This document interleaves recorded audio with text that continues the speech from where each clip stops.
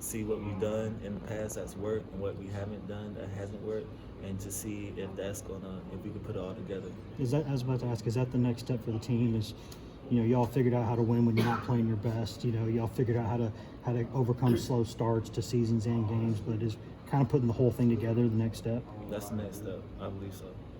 Marquez, when coaches always come in and talk about buying into their system, their style.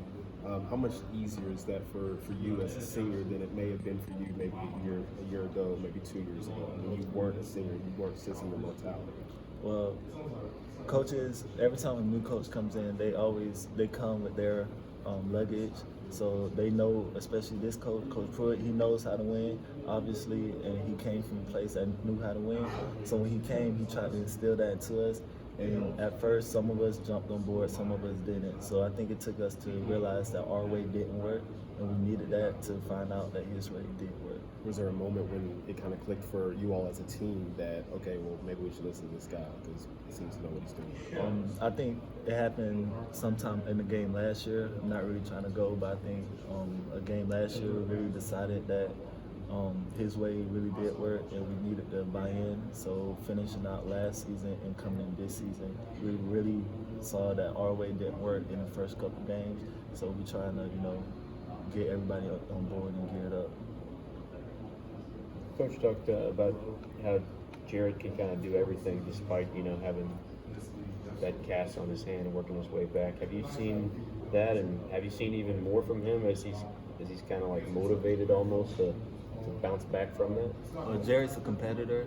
He wants to play. He wants to, even if he's not playing, he wants to do what he can to help, whether that's coaching up the young guys or just being in the receivers there and getting in the lines, but talking to the running back. So he wants to do what he can to help, whether that's on or off the field. And the other quarterbacks are there. Obviously they want to play. Who doesn't want to play? But it's only one ball and only one quarterback position.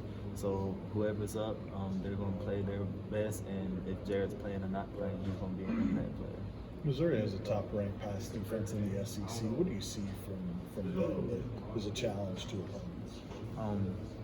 They pride themselves in not getting the ball ran on them, and if we're going to beat them, we have to beat them through the air, and that's a receiver's dream to throw the ball.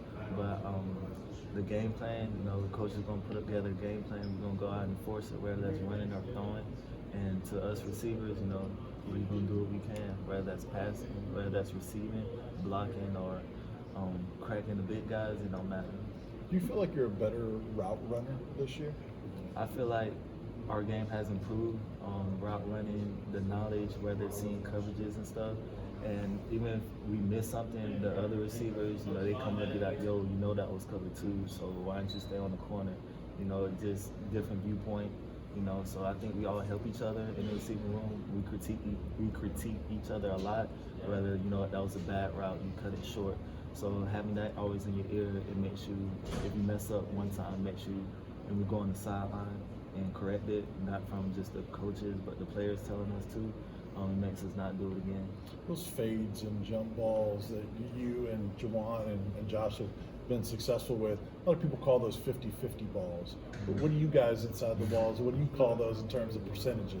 Well, Coach, when the ball's thrown up, we have to make the play, whether if we catch it or not let them catch it. So to us, it's already an advantage, because if we're not going to catch it, they're not going to catch it. So you can put it however way you want, but if the ball's thrown, we're going to do what we can to come up with it. Do you think earlier in the season, do you think Jared ever lost his team and had to win it back, or how would you describe maybe what the relationship that went on between this offense and Jared? Jared wants to be the best he can be, whether that's throwing a perfect game or making the correct reads, whether that's with the running back, telling him changing the plays to the online. So he's doing what he can. He has a lot of pressure on him, not just football, but school, outside of school. You just never know what's really going on with somebody. And the quarterback, that's the position that you can't really make a lot of mistakes at. So he does what he can, and I don't think we tell him enough that we appreciate him enough. But I know he prides himself a lot, so if he did lose us, he knows for sure we have him back.